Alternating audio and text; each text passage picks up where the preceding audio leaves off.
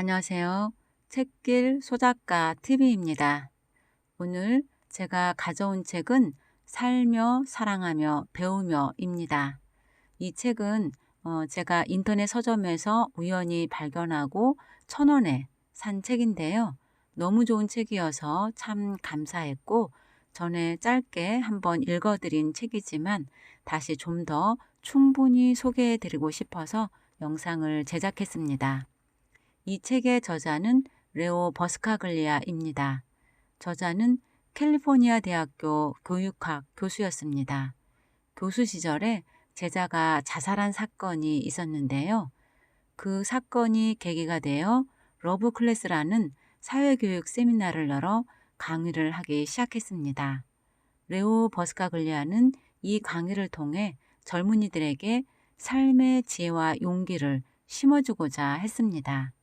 그의 강의와 저술은 매우 성공적이었고 전 세계적인 베스트셀러 작가로 강연가로 자리매김하게 되었습니다. 이 책을 읽으면서 저도 젊은이들에게 삶의 지혜와 용기를 심어주고자 했던 레오 버스카글리아의 깊은 마음에 감동하고 그의 마음을 담고 싶었습니다. 산다는 것은 곧 사랑하는 것, 따라서 삶을 배우듯 사랑도 배워야 한다라고 말하고 있는 이 책 속으로 함께 들어가 보겠습니다. 참 나를 찾아서 나 자신이 되는 길이라는 문제에 대해 몇 가지 의견을 말씀드릴까 합니다. 생텍쥐 베리의 바람과 모래와 별이라는 책을 읽어보셨는지요? 아직 읽어보지 않으셨다면 꼭 한번 읽어보시라고 권하고 싶습니다. 매우 아름다운 내용이라 시간이 지나면 지날수록 더욱 훌륭한 책임을 느끼게 될 것입니다. 생텍쥐 베리는 바람과 모래와 별이라는 이 책에서 사랑에 대한 정의를 내리지 않고 어린이처럼 순수한 말로써 이제껏 언급되지 않았던 사랑의 본질에 대해 이렇게 이야기하고 있습니다. 사랑이란 아마도 당신 스스로 진정한 당신 자신의 모습으로 돌아가도록 도와주는 것입니다. 사랑이란 한계가 없는 것입니다. 사랑이란 내가 성장하고 아름다워지고 가치 있는 존재가 되어가는 것에 비례합니다. 그래서 나는 사랑을 정의하는 일을 주저해 왔습니다. 사랑을 정의 지음으로써 한정시킨다는 것은 매우 잘못된 일이라 생각합니다. 하지만 나는 생텍쥐 베리의 사랑에 대한 정의는 좋아합니다. 나는 이것이 바로 가르친다는 것이 무엇이라는 것을 말해줄 수 있을 것이라고 봅니다.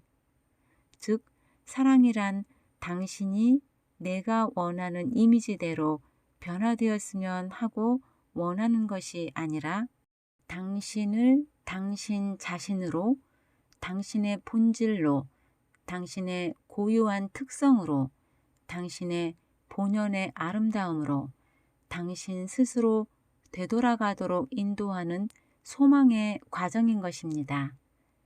대부분의 사람들이 다른 사람들을 자신이 바라는 모습으로 만들어내려고 애씁니다. 그리고 얼마간 시간이 흐르면 우리는 거기에 굴복하게 됩니다. 그리고는 이런 것이 적응인가 보다 여기게 됩니다. 하지만 때로는 이렇게 반발하면서 말하는 사람도 있습니다. 싫습니다. 나는 당신이 원하는 그런 사람이 되고 싶지 않습니다. 현재도 앞으로도 나는 나일 뿐입니다. 나는 오직 나 자신이 되고 싶은 겁니다. 나는 가끔 이런 의문을 풀어봅니다. 우리가 아무리 거부한다고 해도 진정 우리는 우리 자신인가? 아니면 남들이 대개 말하는 그런 식의 우리 자신일 뿐인가? 우리는 교사의 입장이나 심리학자의 입장이나 우리는 인간이 되기 위해 배운다는 것을 알고 있습니다. 그렇다면 우리의 교사는 과연 누구일까요? 우선 우리의 교사는 부모입니다. 우리의 가족입니다. 하지만 이제는 어린애가 아닌 바에야 더 이상 부모나 가족들에게 그 책임 추궁을 해서는 안 됩니다. 왜냐하면 부모나 가족 역시 나 자신이 아닌 다른 인간일 뿐이기 때문입니다. 그들에게도 그들만의 문제가 있고 장점과 단점을 지니고 있습니다. 그들이 우리에게 가르칠 수 있는 것은 자신이 알고 있는 것 뿐입니다.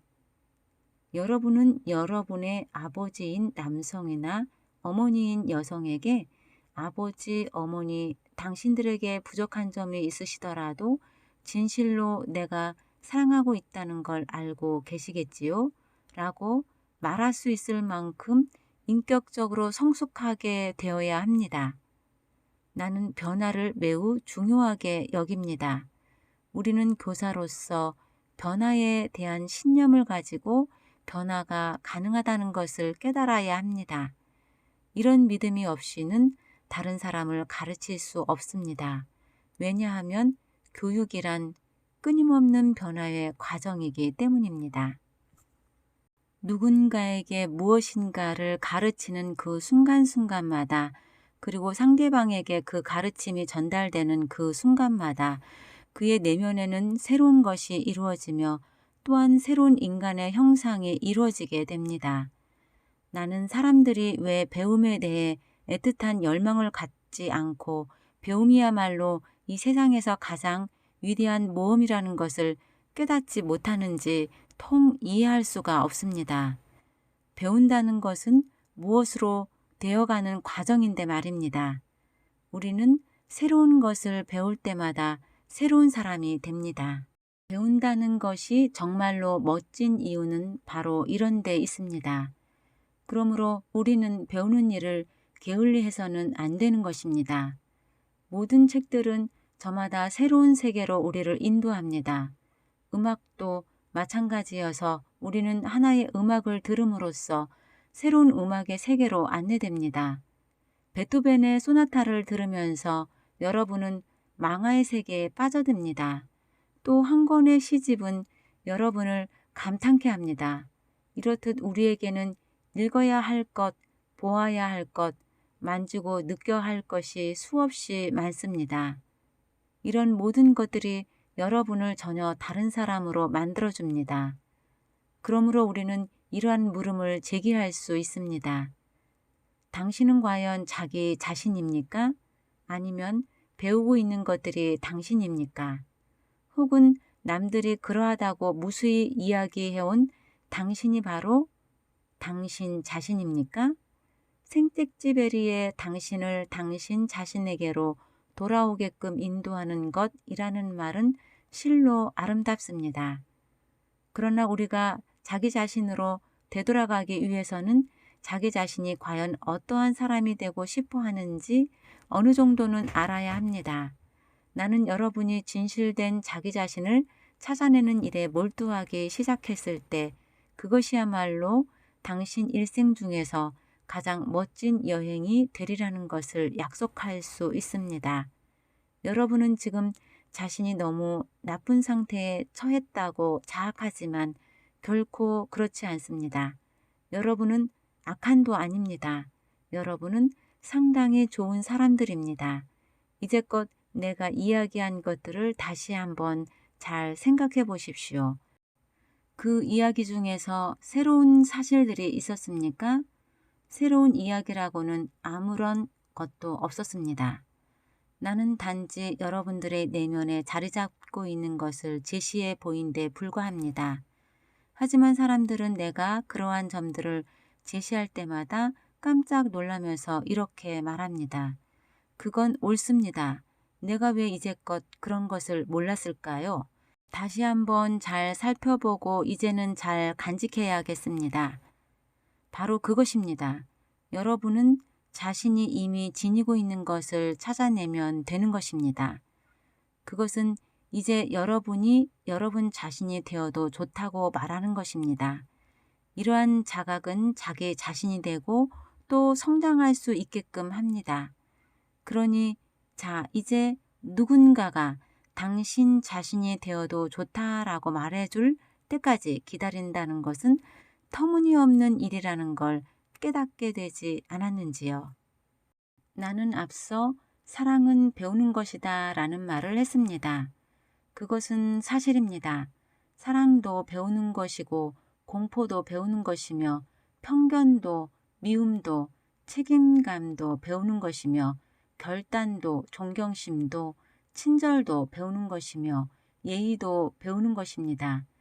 우리는 이러한 모든 것을 우리가 사는 사회에서 한 가정 안에서 다른 사람과의 관계 속에서 배우게 되는 것입니다. 말을 배워서 그 말들이 정서나 사고 따위를 표현할 수 있게끔 되는 한두 살 정도 때 우리는 언어의 습득 과정에 들어서게 됩니다. 우리는 이때 배운 이 어휘들로 우리의 세계를 구성하게 되며 평생을 이 말을 사용하게 되는데 이런 말들이 우리를 속박하기도 하고 자유롭게 하기도 합니다. 이것은 매우 중요한 사실입니다. 우리는 대개 가족들로부터 과연 나는 누구인가 하는 자아의 관념을 배우게 됩니다. 밝은 자리. 우리는 함께 앉아 서로로부터 배웁시다. 사랑은 배우는 것이므로 여러분 각자는 그것을 갖가지 형태로 배워왔을 것입니다. 나는 내가 여러분에게 가르쳐주는 만큼 여러분 또한 나에게 가르쳐줄 것을 많이 가지고 있다는 것을 믿고 있습니다. 그것이야말로 진정한 의미에서 사랑을 나누어 갖는 것입니다. 수피교의 작은 책들을 읽어본 적이 있습니다. 그 책들 속에는 재미있는 전설적인 우화 몇 가지가 있습니다. 그 이야기들은 물라라는 이름을 가진 작은 미치광이 사나이가 벌이는 여러 가지 모험담입니다. 그 중에 우리를 감동시키는 이야기 하나를 소개하겠습니다.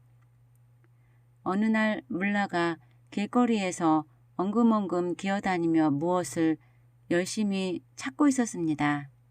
그때 그의 친구가 다가와서 물었습니다. 물라, 뭘 그렇게 열심히 찾는 거지? 물라가 대답했습니다.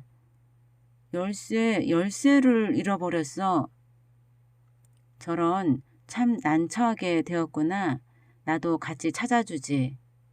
그래서 그 친구도 엉금엉금 기며 땅바닥을 살피게 되었습니다. 잠시 후 그 친구가 다시 물었습니다. 물라, 그런데 어디서 그 열쇠를 잃어버렸지? 집에서 잃어버렸어. 라고 물라가 대답했습니다. 그런데 왜 여기서 찾고 있는 거야? 친구가 의아해서 묻자 물라는 다음과 같은 대답을 했습니다. 그야 여기가 더 밝기 때문이지. 별 우스꽝스러운 이야기도 다 있군 하고 생각할지는 몰라도 사실 우리는 인생을 이런 식으로 살아가고 있습니다. 우리는 우리가 찾으려 하는 모든 것이 환해서 찾기가 쉬운 바깥에 있다고 믿습니다. 사실은 바로 여러분 자신 속에 있는데도 말입니다. 나가서 찾고 또 찾아보십시오. 하지만 아무리 애써 보았자 바깥에서는 결코 찾지 못할 것입니다. 본질적인 것은 자신의 외부에서는 찾을 수 없습니다. 본질적인 것은 바로 여러분의 내부에 있는 것입니다. 본질적인 것은 두렵고 어두운 내부에 있으므로 찾기가 쉽지 않습니다. 또한 아무도 여러분에게 찾는 방법을 가르쳐주지 않습니다. 그러면 본질적인 것이란 무엇일까요? 우리는 지식을 본질적인 것이라고 생각합니다. 하지만 우리는 지식이라는 것에 사로잡혀 사실 그 자체가 바로 지혜가 되지 않는다는 것을 망각하고 있습니다. 우리는 사실을 배우고 있습니다. 우리는 우리의 인생을 본질적인 것이라고 믿고 있는 사실들로 우리의 머릿속을 채우느라 낭비하고 있습니다. 하지만 그러한 것들은 대부분 머물러 있는 것으로 아무 소용이 없는 것입니다. 그런데도 우리는 이 머물러 있는 것에 사로잡혀 있습니다. 그래서 우리의 머릿속에 새로이 들어오려고 하는 것은 이 머물러 있는 것, 시대에 뒤떨어진 낡고 소용없는 지식이라는 것에 비추어져야만 합니다. 바로 이런 점이 우리들 중의 몇몇 사람이 변화되기 어려운 이유입니다. 만일 여러분이 사실을 철저히 신뢰하여 여러분이 접하는 모든 일들을 그것에 비추어 수용하려 든다면 여러분이 지닌 지식은 오히려 방해가 될 뿐입니다. 그따위 머물러 있는 것은 결코 여러분을 성장시키지도 변화시키지도 못합니다. 지식이란 결코 지혜가 아닙니다. 지혜는 배운다는 것만으로는 얻을 수 없는 것입니다.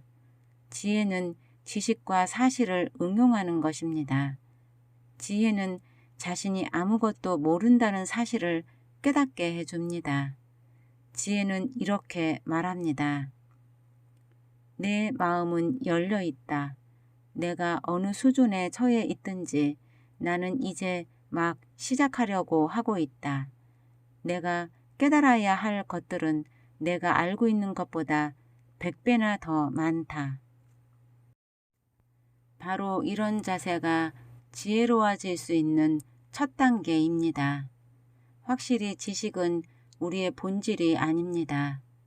우리의 문화권 속에서는 간혹 끝없는 기쁨이 본질적인 것이라고 여겨지기도 합니다. 우리 문화만큼 쾌락에 탐닉하는 문화는 없을 것입니다. 우리는 끊임없이 쾌락을 추구하느라 쾌락 외에 다른 일들도 있다는 사실조차 망각해 버렸습니다. 우리는 조금만 불행하다고 느껴도 먹거나 술을 마십니다. 모두들 고통을 싫어합니다. 우리 문화는 고통을 싫어하고 두려워하는 문화입니다. 나 역시 기쁨을 누리며 가르치고 배우고 싶습니다. 기쁨은 훌륭한 스승입니다. 하지만 절망 또한 훌륭한 스승인 것입니다. 경이로움이 훌륭한 선생이라면 혼란도 역시 선생입니다. 희망이 훌륭한 선생이라면 환멸 역시 훌륭한 선생입니다. 그리고 삶이 훌륭한 선생이듯 죽음 또한 훌륭한 선생입니다. 만약 여러분이 이 중 어느 한 가지 것이라도 받아들이기를 거부한다면 인생을 전체적으로 경험하지 못하는 것이 됩니다. 나는 우리 미국의 문화만큼 인생을 참되게 경험하지 못한 채 인생을 흘려버리는 사람이 많은 문화도 없다고 생각합니다. 많은 사람이 인생이 무엇인지조차 모르면서 삶으로부터 단절되어 있습니다. 우리는 돈의 가치도 물건의 가치도 배고픔의 가치도 모르고 있습니다. 우리는 고통의 가치를 모르며 안타깝게도 죽음의 가치를 모르고 있습니다. 어린이는 시체 근처에 얼씬도 못하게 합니다. 우리는 때로 거대한 저택, 많은 돈 같은 재산이 본질적인 것이라고 생각합니다. 어떤 사람들은 목표, 원대하고 중요한 목표가 본질적인 것이라고 생각합니다. 우리는 우리의 인생을 외부로부터 온다고 믿고 있는 절박한 운명에 대비하여 안전을 확보하느라고 보내고 있습니다. 하지만 그런 일을 한다고 해서 진정으로 살고 있다고는 볼 수 없습니다. 만일 사랑을 실천하는 사람이 있다면 그는 우리가 정말로 살고 있는 때는 바로 지금이라고 느끼는 사람입니다. 어제는 이미 지나갔으며 여러분이 어제에 대해 할 수 있는 것이란 아무것도 없습니다. 어제는 바로 지금 이 순간으로 여러분을 인도해 준 것만으로 충분한 것입니다. 누가 뭐라건 지금 여러분이 있는 곳은 좋은 곳입니다. 그러므로 어제에 대해서는 여러분은 아무것도 할 일이 없습니다. 어제는 더 이상 존재하지 않습니다. 그렇다면 내일은 어떨까요? 내일은 꿈을 품기에 아주 좋은 것입니다. 내일에 대한 꿈을 꾼다는 것은 신나는 일입니다. 하지만 내일도 존재하지는 않습니다. 만일 여러분이 어제와 내일에 대한 꿈으로 시간을 허비한다면 여러분은 지금 이 순간 일어나고 있는 일을 간과하게 될 것입니다. 오로지 지금 일어나고 있는 일만이 존재하고 직접 피부로 느낄 수 있는 현재입니다. 하지만 내일은 너무 막연할 뿐입니다. 그럼에도 많은 사람들이 내일을 위해 엄청난 투자를 하고 있습니다. 이는 정말 슬픈 일입니다. 우리는 바로 다음 순간에 무슨 일이 벌어질지 모릅니다. 그리고 그 순간은 영원히 이룰 수도 있는 것입니다. 나에게 본질적인 것이란 무엇일까요? 그것은 내가 어디에 있건 바로 지금 살아있고 인생을 포용하고 있다는 사실이라고 봅니다. 나는 양팔로 인생을 힘껏 껴안고 있습니다. 어제 일 때문에 울면서 시간을 헛되이 보내지 말자. 어제는 어차피 지나가지 않았는가? 어제는 이미 지나갔습니다. 나는 과거를 용서합니다. 나는 나를 괴롭혔던 사람들을 용서합니다. 나는 남을 비난하면서 나의 반생을 허비하고 싶지는 않습니다. 나는 대개의 사람들이 자기네 부모가 자신에게 해준 일에 대해 불평, 불만을 터뜨리는 데에 지치고 실증났습니다. 여러분은 여러분의 부모님이 여러분에게 무엇을 해주었는지 알고 있습니까?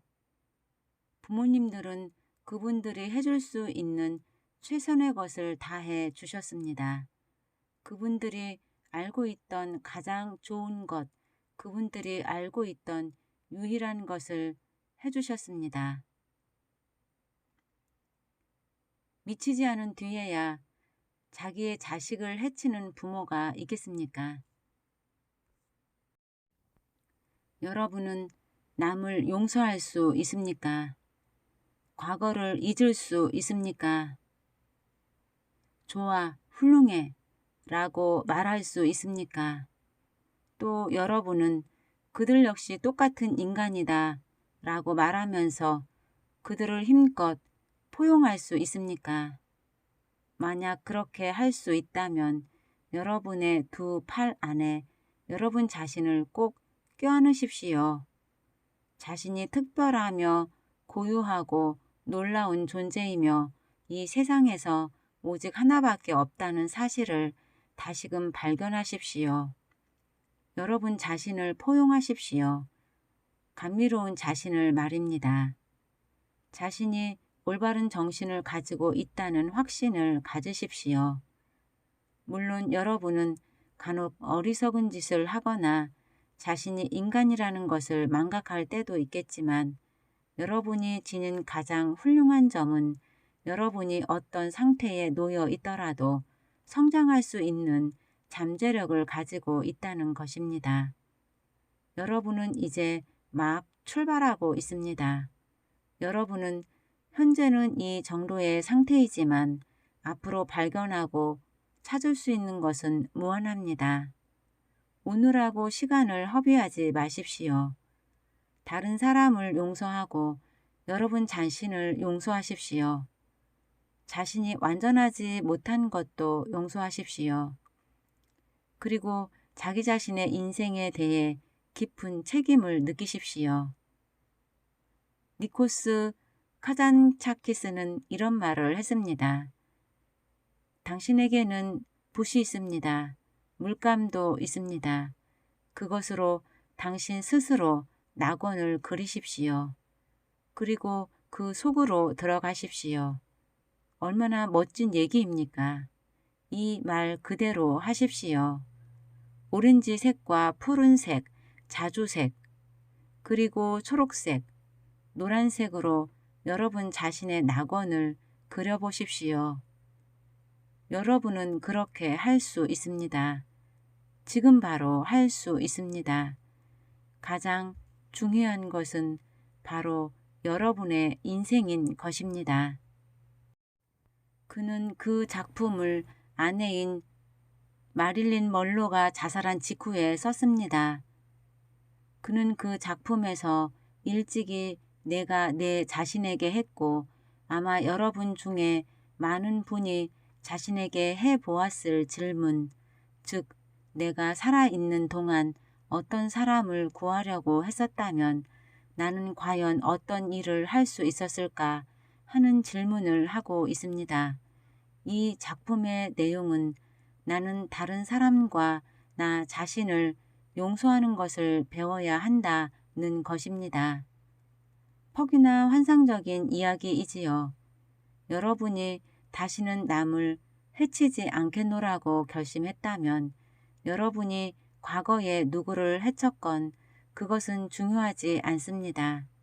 똑같은 실수를 다시 하지만 않는다면 어떤 실수를 했건 그것은 중요하지 않습니다. 여러분이 끊임없이 배우는 한 인생을 힘껏 양팔로 껴안고 거기서부터 시작하는 한 여러분에게는 성장과 인생이 있는 것입니다. 그리고 본질적인 것은 우리가 자신의 죽음을 받아들일 줄 알아야 한다는 것입니다. 이렇게 말하는 나 역시 좀 섬뜩한 노릇이지만 여러분이 삶을 받아들이는 유일한 방법은 바로 죽음을 받아들이는 것일 겁니다. 죽음은 우리에게 한계가 있다는 것을 가르쳐 줍니다. 하지만 우리는 삶으로부터 단절되어 있듯이 죽음으로부터도 단절되어 있습니다. 우리들은 거의가 죽음을 어떻게 다뤄야 할지 모르고 있습니다. 그리고 항상 사신을 목에 건 채 겁에 질려 남은 반생을 살아갑니다. 우리는 죽음이 인생의 또 다른 한 면이라는 것을 배워야 합니다. 그것은 우리가 살아오면서 줄곧 타고 있는 것에서 내리는 것에 불과할 뿐입니다. 죽음은 계속의 의미를 가지고 있습니다. 죽음은 우리에게 계속하라고 가르쳐 줍니다. 죽음이 우리에게 가르쳐 주는 것이 무엇인지 아십니까? 죽음은 결코 겁나는 일이 아닙니다. 죽음은 우리에게 시간의 가치를 가르쳐 줍니다. 우리는 시간이 매우 중요하며 우리가 영원한 시간을 가질 수 없다는 것도 잘 알고 있습니다. 죽음은 우리에게 사물을 꿰뚫어 볼 수 있게 가르쳐 주며 또 우리가 사랑하는 사람이 늘 같은 모습으로 머물지 못한다는 것을 가르쳐 줍니다. 죽음은 두려워할 성질의 것이 아닙니다. 어떤 일에나 보증이라는 것이 있지만 아무도 여러분이 슬픔에 젖는 일이 없으리라는 것을 보증해 줄 수는 없습니다. 아무도 여러분이 죽지 않을 것이라고 보증해 줄 수는 없습니다. 죽음은 도저히 피할 수 없는 일로서 누구에게나 찾아옵니다. 나는 당신이 죽는 게 싫어요. 만약 당신이 이런 말을 한다면 당신이 매달리고 있는 것은 무엇입니까? 인생을 경험하십시오. 고민하고 비명을 질러보고 또 큰 소리로 울어도 보십시오. 그리고는 인생이 가는 대로 내버려 두십시오. 내 생각에 본질적인 것이란 인생을 감탄하면서 살아가는 것일 듯합니다. 우리들 주위의 이 모든 신비함을 깨닫는 것입니다. 하지만 우리는 인생을 흘러가는 그대로 내버려 두어야 합니다. 동양에서는 인생을 곧잘 큰 강에 비유합니다. 사람들이 어떤 일을 하건 그 강은 유유히 흘러가는 것입니다. 강의 흐름에 따르면 평화와 기쁨과 사랑 속에서 살게 될 것이나 강의 흐름에 거슬려 싸운다면 번민과 절망 속에서 살게 될 것입니다. 하지만 강은 인간이 어떤 행동을 하건 개의치 않고 흘러갑니다. 인생도 마찬가지입니다. 흐름에 순응하건 거역하건 결국 같은 바다에 도달하는 것입니다. 순응할 것인가 거역할 것인가는 여러분 자신의 결정 사항입니다. 마지막으로 인생에 있어 본질적인 것이란 인생에서 취하는 것만이 아닙니다. 인생의 무엇인가를 되돌려주는 것 역시 본질적인 것입니다. 우리는 대부분 주어야 할 책임이 있다는 것을 잊고 있습니다. 나에게는 내가 일방적으로 주기만 하는 자선단체가 몇 군데 있습니다. 사람들은 그런 나를 미쳤다고 합니다. 얼마나 슬픈 일입니까? 우리는 정말로 어떻게 주는 것인지를 잊고 살고 있습니다. 내가 여러분에게 사랑을 주는 것은 여러분에게서 사랑을 받을 것이란 기대 때문이 아니라 여러분을 사랑하기 때문입니다. 부처는 욕심이 없는 사람은 이미 모든 것을 가진 사람이라는 설법을 했습니다. 사랑하고자 하기 때문에 사랑하는 것이고 주고 싶기 때문에 주는 것입니다. 꽃은 사람들이 보고 좋아해서가 아니라 스스로 피워야 하기 때문에 피는 것입니다. 여러분 역시 스스로 원하는 까닭에 살고 사랑하는 것입니다. 여러분 자신이 그렇게 해야 하기 때문이지요. 카운셀링에 대한 책을 쓰던 3개월 동안 나는 홀로 북부 캘리포니아의 작은 오두막에서 보낸 적이 있습니다. 나는 매일 삼나무 숲 사이로 흐르는 스미스 강을 따라 산책을 하곤 했습니다. 어느 날 나는 거대한 삼나무 숲에 들어갔다가 한 삼나무에 어떤 나그네가 갈겨 쓴 듯한 그 삼나무의 연륜에 관한 설명 표지를 발견했습니다. 그 표지에는 삼나무가 이 정도 자랐을 때 부처가 탄생했고 이만하게 자랐을 때 예수가 탄생했으며 또 이 정도 자랐을 때 한니발이 알프스를 넘었다는 따위의 말이 씌어 있었습니다. 그 나그네는 맨 마지막에 이렇게 썼습니다. 한 나무가 죽어서 땅바닥에 쓰러졌다고 해서 모든 것이 끝장나는 것은 아니다. 세균이 그 나무를 서서히 분해시키기 시작한다. 몇 년이 지나고 나면 그 나무는 땅속에 스며들어 자기가 가지고 있던 모든 것을 다른 나무들이 살 수 있도록 돌려준다. 이 말이 과연 우스갯소리일 뿐일까요? 문득 나는 인간에게도 그 이야기가 적용될 수 있다고 생각했습니다. 어쨌든 우리 역시 결국은 무엇인가를 주어야 할 것입니다. 그 삼나무의 놀랍고 끊임없는 생의 과정처럼 말입니다. 인생의 목적이란 레오 로스텐이 말했듯 적어도 우리가 살아있음을 자각함으로써 우리의 인생을 보다 새롭게 생각하고 아끼고 영위해 나가는 것일 듯 싶습니다. 마지막으로 내 생각의 본질적인 것에의 지침이 될 만하다고 여겨지는 말의 목록을 소개할까 합니다. 1. 올바른 지식. 이것은 당신이 인생을 항해하는 데 필요한 도구를 제공합니다. 2. 지혜. 이것은 당신의 존재와 현재를 발견할 수 있도록 과거에 축적한 지식을 사용할 수 있게 해줍니다. 3. 동정. 이것은 당신이 자신의 사고방식을 지키면서 다른 사고방식을 가진 사람들과 함께 행동하거나 그들을 통해 어떤 일을 하거나 혹은 그들 주위에서 활동할 때 그들을 너그럽고 이해성 있게 받아들이게 해줍니다. 4. 조화. 이것은 인생의 자연스러운 흐름을 받아들일 수 있도록 해줍니다. 5. 창조성. 이것은 당신의 인생 행로가 난국에 빠졌을 때 그를 대신할 수 있는 다른 길이나 아직 발견 안 된 길을 깨닫고 발견하게 해줍니다. 6. 건강.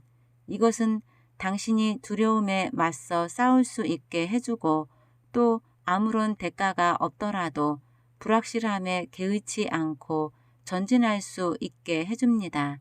7. 평화. 이것은 당신에게 안정을 가져다 줍니다. 8. 기쁨. 이것은 당신이 항상 노래하고 웃고 춤추며 인생을 살아갈 수 있게 해줍니다. 9. 사랑. 이것은 인간에게 가능한 최고 수준의 의식에 도달하는 데 있어 영원한 지침이 될 것입니다. 10. 통합. 이것은 우리가 시작했던 곳, 우리를 우리 자신과 모든 일이 혼연일체가 되는 곳으로 되돌아가게 해줍니다. 나는 이렇게 사랑을 배움으로써 인생을 배우게 되었습니다. 사랑을 하면서 산다는 것은 인생을 알면서 산다는 것이고 인생을 알면서 산다는 것은 사랑을 알면서 산다는 것입니다. 인생이란 하느님이 당신에게 주신 선물입니다. 여러분이 그러한 하느님께 보답하는 길은 자신의 인생을 멋지게 살아가는 것입니다. 여러분, 부디 인생을 멋지게 사십시오. 나는 우리가 우리 자신에 대한 신뢰와 존중은 너무도 안 한다는 사실에 놀라지 않을 수 없습니다. 자기 자신에게 만족하고 있는 사람은 매우 드뭅니다. 자신 있는 목소리로 나는 현재의 내 모습을 좋아하며 내가 지니고 있는 신비스러운 잠재력 또한 좋아합니다. 라고 말할 수 있는 사람은 그다지 많지 않습니다. 여러분에게는 엄청난 잠재력이 숨겨져 있습니다. 아무튼 우리는 우리 어린이들에게 다음과 같은 이야기를 해줄 필요가 있습니다. 단순히 책을 읽거나 무엇을 맹목적으로 받아들이는 사람이 되지 말고 그 이상의 것을 할 수 있는 사람이 되라. 너희에게는 무한한 가능성이 있단다. 우리에게는 이것을 자기 스스로가 믿고 가르칠 사람들이 필요합니다. 자기는 그렇게 믿지 않으면서 남에게 그렇게 되라고 가르친다면 그것은 엉터리일 뿐더러 아무런 효과도 없을 것입니다. 세상 천지에서 자기 자신이 유일한 존재라는 것을 알게 되는 순간에 여러분은 가장 멋진 인식을 하게 되는 것입니다. 우연이란 있을 수 없습니다. 여러분은 어떤 목적을 위해서 특별히 조화된 것입니다. 설사 누군가 여러분의 그러한 목적이 환상적인 것이라고 말하더라도 신경 쓰지 마십시오. 여러분은 여러분에게 아주 근본적이고 중요한 일을 잘 해 나갈 수 있도록 잘 조화되어 있습니다. 어디에도 여러분이 공헌할 수 있는 일은 없다는 생각일랑 하지 마십시오. 세상이란 텅 빈 대형과 같은 것입니다. 그 공간을 메울 수 있는 사람은 바로 여러분입니다. 들어오는 죽음에 이르러서야 비로소 우리가 제대로 살고 있었던 것이 아니라는 걸 알게 될 거요. 라는 말을 했습니다. 여러분은 그 어떠한 일도 제대로 못 해보았던 것입니다. 여러분은 결코 절실하게 느껴본 적도 웃어본 적도 울어본 적도 없습니다. 또한 여러분은 절망도 느껴보지 못했습니다. 여러분은 그러한 모든 것을 부인하여 없애버리고 그러한 것들이 존재하지 않는 공상의 세계에서 살고 싶어 하겠지만 그것은 환상일 따름입니다. 하지만 여러분은 최상의 여러분 자신이며 여러분 자신일 따름입니다. 여러분은 다른 사람에게 베풀어줄 무엇인가를 가지고 있습니다. 그것을 나누어 주십시오. 여러분 자신이 지니고 있는 인간성을 축복해 주십시오. 광기나 부적당, 그리고 고독 같은 것을 찬양하십시오. 하지만 여러분은 그 무엇보다도 진정한 자기 자신이 되고자 하고 있습니다. 바로 그것이 인간인 것입니다. 나 자신이 되는 사랑. 사랑이란 너무나 좋은 말이고 끝이 없는 말이며 끝이 없는 개념입니다. 사랑하는 사람이란 어떤 사람을 말하는 것입니까? 사랑하는 사람이란 그 또는 그녀 자신을 사랑하는 사람입니다. 나는 이 말을 되풀이합니다. 그러면 사람들은 맞아요, 당신 말이 옳아요 라고 말합니다. 하지만 그들의 행동은 그들의 말과 다릅니다. 여러분이 자신을 사랑한다면 여러분은 비로소 남을 사랑할 수 있을 것입니다. 비젤이라는 유태인 청년의 작품 불타는 영혼에는 다음과 같은 아름다운 구절이 있습니다. 우리가 죽어 천국에 가서 우리의 창조주를 만나게 되었을 때 창조주께서는 왜 너는 메시아가 되지 않았느냐? 왜 이러이러한 일에 대한 해결책을 발견하지 못했느냐? 하는 질문을 하시지 않을 것입니다. 그 귀중한 순간에 우리가 받을 질문은 오직 하나, 왜 너는 너 자신이 되지 못했느냐? 라는 것입니다. 이것이 바로 당신의 첫째 임무입니다. 그렇지 않다면 당신이 그토록이나 개성적일 까닭이 무엇입니까? 모든 사람은 저마다 모두 다릅니다. 모든 사람은 저마다 오직 자기만이 남에게 베풀 수 있는 그 무엇인가를 가지고 있습니다. 그러므로 여러분은 자기 자신에게만 열중하면 됩니다. 그리고 자신에게 대체 그게 무엇인지를 찾아봐야겠다고 말하십시오. 여러분이 꼭 해야 할 가장 간단하고도 어려운 일은 본연의 자신이 되는 일입니다. 자신이 누구이며 다른 사람에게 무엇을 나누어 줄 수 있는지를 찾아내는 일입니다. 그런 뒤에 남들에게 나누어 줄 수 있도록 그것을 개발하는 데 전력을 기울이십시오. 왜냐하면 이 세상에서 무엇인가를 가질 수 있는 유일한 방법은 바로 그러한 나누어주는 일밖에 없기 때문입니다. 자아의 가장 놀라운 특성은 그것이 절대로 구체적인 것이 아니라는 사실입니다. 여러분이 자신에게 남겨둘 수 있는 것은 결코 감촉될 수 없는 것입니다. 그것은 경이로운 것이며 위대하고 영적인 그 무엇입니다. 그것은 바로 여러분 자신입니다. 그리고 만약 여러분이 그것을 발전시킨다면 여러분은 자신이 접하는 모든 사람에게 그것을 남겨줄 수 있을 것입니다. 그리고 그것들은 더욱 발전할 것입니다. 하지만 그것은 전쟁과 흡사할 것입니다. 사람들은 사랑이라는 이름 아래 무수한 오류를 범하고 있습니다. 왜냐하면 우리의 사랑에는 항상 조건이 따르기 때문이지요.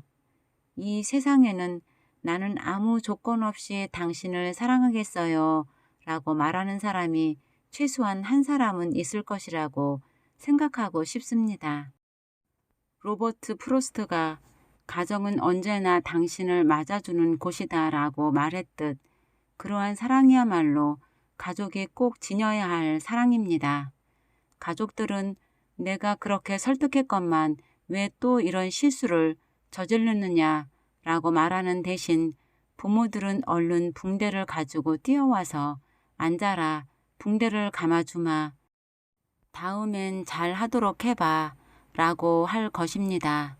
너무 많은 질문을 하지 않는 단 한 사람, 누구에게든 그러한 사람이 되십시오. 그리고 여러분에게 그런 것이 주어지거든 그것을 받아들이십시오.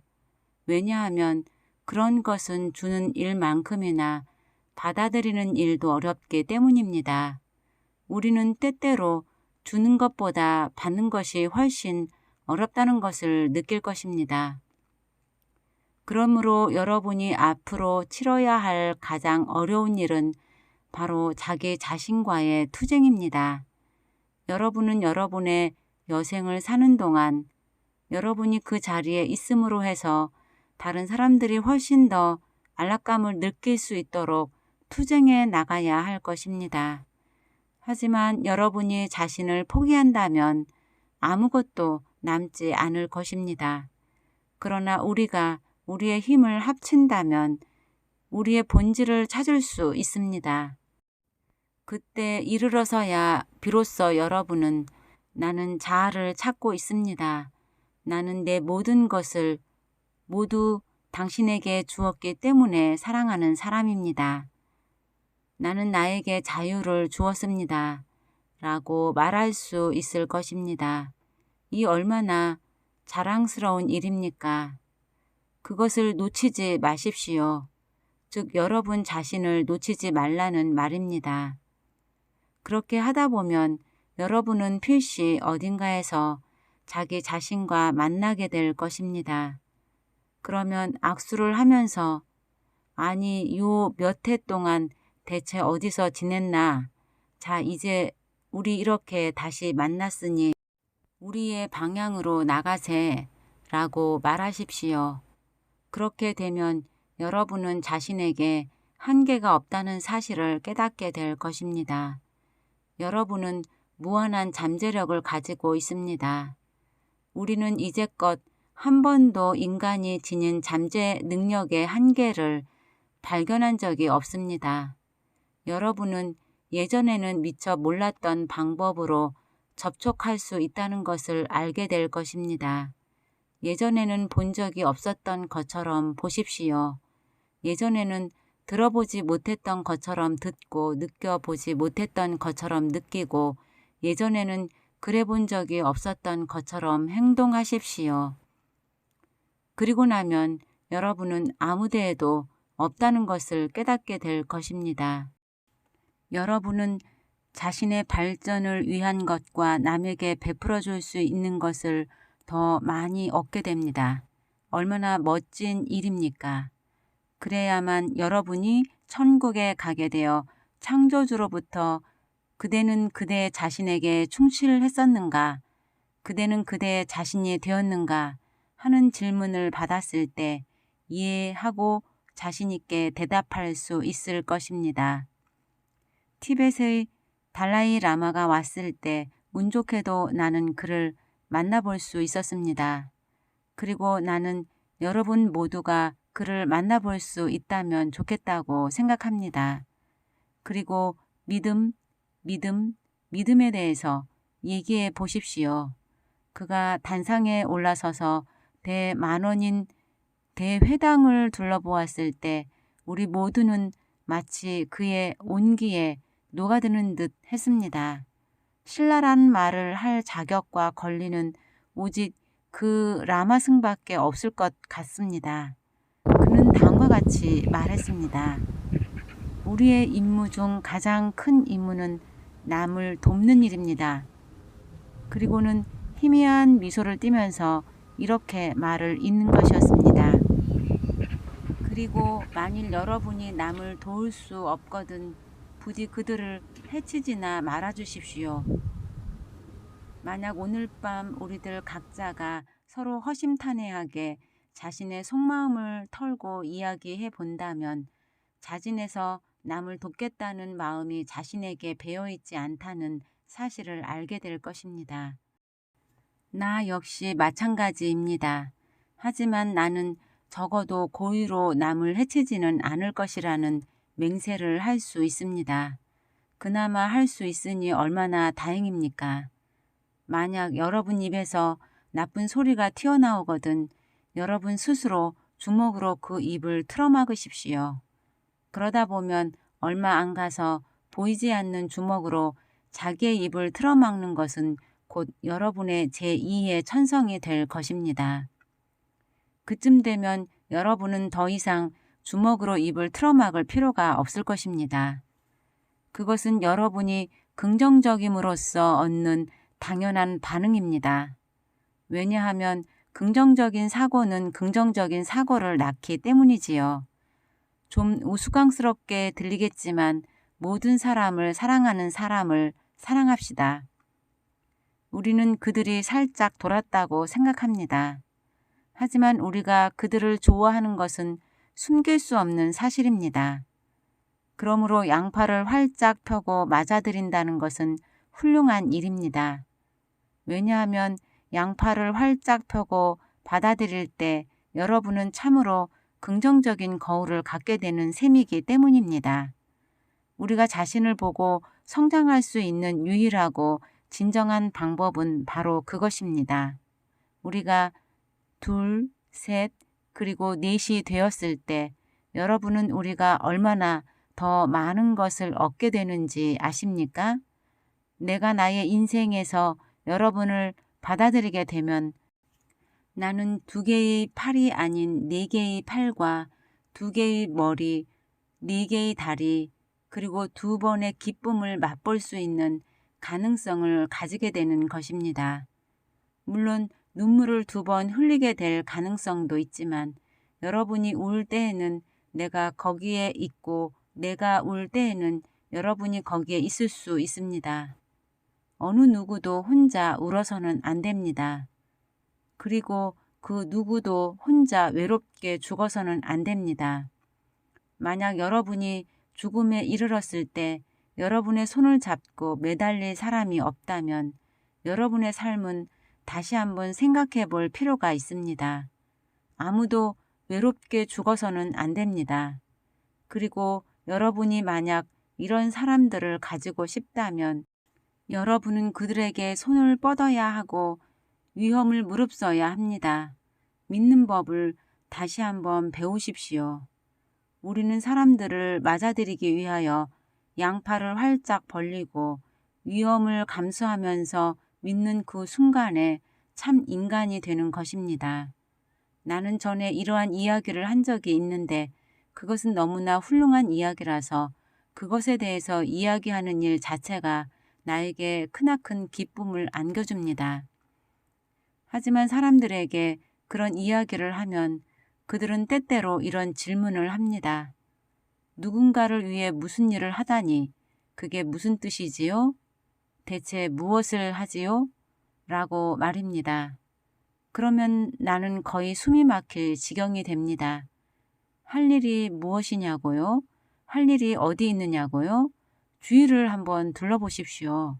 바로 우리들 곁에 온종의 손길을 기다리는 외로운 사람들이 있습니다. 누군가 격려해 주기를 바라는 상심한 여자, 판매원도 있을 수 있습니다. 할 일이 어디 있느냐고요? 할 일이란 결코 그리 대단한 것이 아닙니다. 변화를 가져다 주는 것은 매우 사소한 일들입니다. 바로 옆의, 우리 주변의 작은 일들이 그것입니다. 엘리자벳 킵러로스가 쓴 죽음, 성장의 마지막 단계라는 책에는 다음과 같은 구절이 들어 있습니다. 중요한 것은 우리가 누구인가를 완전히 이해하거나 우리가 죽은 후에는 어떻게 되는지를 깨닫는 일입니다. 바로 그것이 우리가 인간으로서 성장하는 목적이고 우리 자신을 살피는 목적인 동시에 평화와 이해와 건강 등 우리 각자의 자아를 발견하고 건설하는 목적인 것입니다. 그리고 남에게 손을 뻗을 때는 사랑과 포용과 인내를 가지고 우리는 합쳐질 수 있다는 희망을 가져야 합니다. 나는 혼자서는 그것을 할 수가 없습니다. 하나를 보는데 2사람이 필요합니다. 그것을 만약 4사람이 보게 된다면 훨씬 분명할 것입니다. 그리고 이 자리에 있는 여러분이 모두 함께 본다면 더욱 정확해지겠지요. 만약 우리가 진정으로 일에다 사랑의 힘을 응용한다면 우리는 세크라멘트 시를 공중에 띄울 수도 있을 것입니다. 그리하여 오직 인간의 힘만으로 위성으로 띄어보낸 이 세상 첫 번째의 도시를 만들 수 있는 것입니다. 이런 소리를 하면 분명 미친 모양이라는 소리를 들을지 몰라도 아무튼 나는 그것을 믿습니다. 그리고 우리가 사랑하는 사람으로서 해야 할 또 한 가지는 우리를 말에서 해방시키는 일입니다. 말의 횡포, 말은 덫입니다. 사람들은 자신들이 만든 말의 사전을 써보기도 전에 이러한 덫을 배우고 거기에 사로잡힙니다. 그래서 사람들은 누구를 미워하고 누구를 사랑할 것이며 무엇이 중요하며 그것이 왜 중요한지 따위를 모두 말로 합니다. 그리고 여러분은 그것을 믿습니다. 그리고 계속해서 그런 식으로 살아갑니다. 여러분도 이미 알고 계시겠지만 여러분의 내부에서 말은 모든 종류의 일들을 상상해냅니다. 여러분은 그것이 지적인 연습이라고만 생각하고 있습니까? 그렇다면 넌센스입니다. 여러분은 단어 하나를 들을 때마다 거기서 어떤 사전적인 의미를 듣지만 동시에 여러분 내부에 있는 그 무엇도 같이 느끼는 것입니다. 예를 들자면 공산주의, 캐톨릭, 유태인, 흑인, 스페인인 이라는 단어를 생각해 보십시오. 그러면 여전히 거기에 남아서 여러분 마음에 떠오르는 것이나 수년 전에 배우고는 그 뒤로 한 번도 재정의해 본 적이 없는 것을 잡식해 가는 것 등 모든 감정들이 그 단어들의 표현에 내포되어 있을 것입니다. 그리고 그 말들은 상습적으로 증오나 편견, 파괴 따위로 가득 차 있습니다. 왜냐하면 여러분은 그 단어를 재정의하는 수고를 단 한 번도 하지 않았기 때문이지요. 인생의 본질은 여행이 아닙니다. 그것은 목적이 아닙니다. 인생은 하나의 과정입니다. 여러분은 한 걸음씩 앞으로 전진합니다. 만약 그 모든 걸음이 훌륭하고 신비롭다면 그것이 바로 인생일 것입니다. 그렇게 되면 여러분은 어떤 것도 놓치지 않기 때문에 결코 살아보지도 못하고 죽음에 이르게 되는 사람이 되지는 않을 것입니다. 남을 볼 때 그들의 어깨 너머로 보지 말고 그들의 눈을 보십시오. 여러분의 자녀들을 건성으로 대하지 말고 그들의 얼굴을 두 손으로 감싸고 이야기하십시오. 육체가 아니라 사람 자체를 사랑하십시오. 그러한 일들을 뒷날로 미루지 말고 지금 당장 실행하십시오. 왜냐하면 그런 순간은 영원히 계속되지 않기 때문입니다. 그것은 순식간에 사라지고 다시 오지 않을 것입니다. 그리고 우리는 대부분 지나간 순간들을 안타까워하면서 우느라고 인생을 낭비하고 있습니다. 그러기에는 이미 너무 늦었습니다. 하지만 우리들 앞에는 또 수많은 나날들이 기다리고 있습니다. 우리가 가지고 있는 확실하고 유일한 것은 지금 이 순간, 바로 이 장소입니다. 지금 이곳, 이 순간을 놓치지 마십시오. 그 모든 것을 사용하는 것이 바로 사랑입니다. 다음은 내가 생활의 지침으로 삼고 있는 교훈인데 이것들을 나는 출발이라고 부르고 있는 것들입니다. 나는 매일을 새롭게 시작하면서 당신과 내가 살고 있는 이 세상에 관하여 새로운 그 무엇을 배우고자 노력할 것이다. 그리하여 나는 그 모든 것들이 이제 막 새로 생겨난 것처럼 모든 것들을 경험할 것이다. 여러분은 항상 변합니다. 오늘 저녁이 지나면 여러분은 또 달라질 것입니다. 여러분이 그 순간들을 걸어갈 때, 오늘 밤을 보낼 때 여러분은 차츰 달라질 것입니다. 그리고 내일 아침 식사를 마친 뒤 설사 여러분이 조금 더 살이 쪘을 뿐이더라도 여러분은 달라질 것입니다. 나는 매일을 새롭게 시작하면서 우리가 좀 더 서로를 잘 알기 위하여 기쁨은 물론 절망까지도 전달하기로 결심할 것이다. 매일 새롭게 시작하면서 나는 당신의 견해를 듣고자 노력하고 그리하여 당신에게 나 자신을 줄 수 있는 가장 완전한 방법을 찾고자 전력을 다할 것이다. 그리고 우리는 무수하게 다른 방법으로 변화하고 있다는 것을 기억할 것이다. 매일을 새롭게 시작하면서 나는 나 자신이 인간임을 명심하고 내가 완전해질 때까지 당신에게 완전함을 요구하지 않을 것이다. 그러므로 당신은 안전한 것입니다. 나는 매일을 새롭게 시작하면서 우리가 살고 있는 이 세상의 아름다운 것들을 좀 더 많이 얻고자 노력할 것이다. 나는 세상에는 추한 것이 있다는 사실을 압니다. 하지만 거기에는 아름다움도 있습니다. 나는 새들을 볼 것이고 어린이들을 볼 것입니다. 그리고 산들바람을 음미할 것입니다. 좋은 음식을 먹고 그것을 사랑할 것입니다. 그리고 당신과 이런 것들을 나누어 가질 것입니다. 누군가에게 말할 수 있는 가장 훌륭한 찬미 중에 하나는 저 노을을 보세요 라는 말입니다.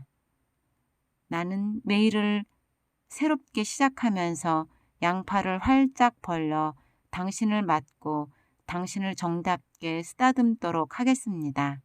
그래야만 당신을 느낄 수 있는 기회를 놓치지 않을 것이기 때문이지요. 나는 매일을 새롭게 시작하면서 사랑하는 사람이 되는 과정에 열중할 것입니다. 그리고는 무엇이 일어나는지를 볼 것입니다. 만약 여러분이 사랑에 대한 정의를 내려야 한다면 그 모든 것을 다 포용할 수 있을 정도로 큰 유일한 단어는 인생뿐이라는 것을 나는 확신할 수 있습니다. 사랑은 모든 점에서 인생입니다. 만약 여러분이 사랑을 잃게 된다면 인생을 놓치는 것과 마찬가지입니다. 부디 그렇게 되지 마십시오. 여기까지 들어주셔서 감사합니다. 여러분은 사랑입니다.